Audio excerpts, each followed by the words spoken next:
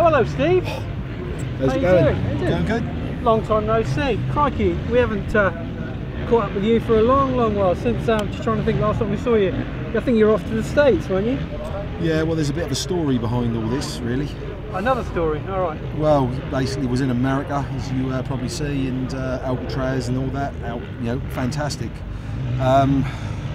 Following that, got a bit of a call from Del Obama, and basically there was an oil spill in America, which is with Syria, obviously polluting the sea. You know, a lot of people complaining, tourists, everything. America basically on its knees in the tourist industry. He phones me up. He says, "Hole," as he calls me. Any chance you could come and sort this oil out? I said, you know, Dale, I said, that's no worries, mate. I said, I'll go down there, I'll get the thing all sorted for you. So took one of my old faithful helmets, basically put a pipe on it, which I got from B&Q. They had that shipped over, made it air fed, lowered me down 1,000 metres, capped the oil thing with one of my old sort of pistons and engine parts, which I obviously built, still left over from NASA. Solved the crisis, everybody happy, America making millions again. So, you know, yet again you've done a heroic thing really. You stopped yourself riding an international GP just to help out Derek Obama? Yeah, Derek Obama.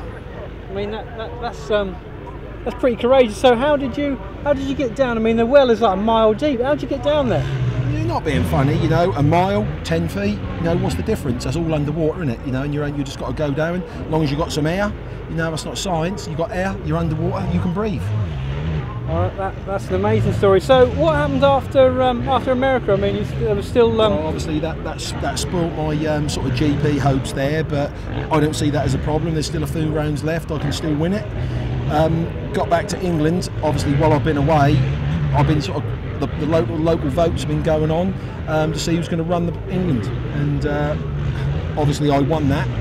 They wanted me to go into number 10, and I said, you know, not being funny, mate, this Prime Minister thing ain't really for me. I'm not like a suit kind of guy. I said, so let's give it to the next best man. And they said, well, you know, what about David Cameron? And I said, yeah, you know, Cameroon is fine. They sort of do okay in the World Cup.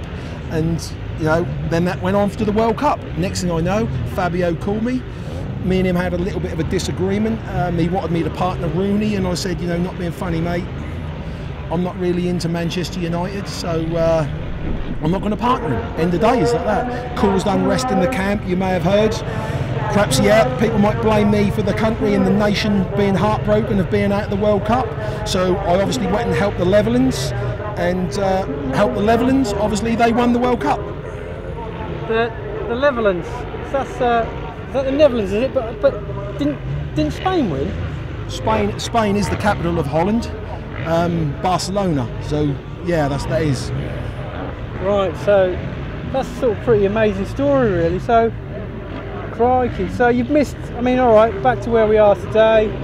Why aren't you riding today then? Well, there's a little bit of a story to that. Another story. Well, I've been doing a lot of testing of late for like the next year's bikes. We've installed a flux capacitor into the new machine. Stefan has been trying it. He's very impressed. Me and him have been on the phone a lot together. So yeah, that's all looking good. I could have come here today, you know, not being funny. Jake has been riding well. I wanted him to have another good day in the British. The way I see it, we're on 5 rounds. There's 8 rounds. You know, what's a few points? I could still basically put 3 good motos in for the next 3 meetings, win it. So, hold on a minute, just get back to this. I think we've stumbled across a bit of a story here. You are riding a bike with a flux capacitor. Yeah. So, that's basically like a time machine. Yeah, it's like a time machine. The flux capacitor, if you remember, right, they used it in a film years ago, and that kicks in at 88 mile an hour.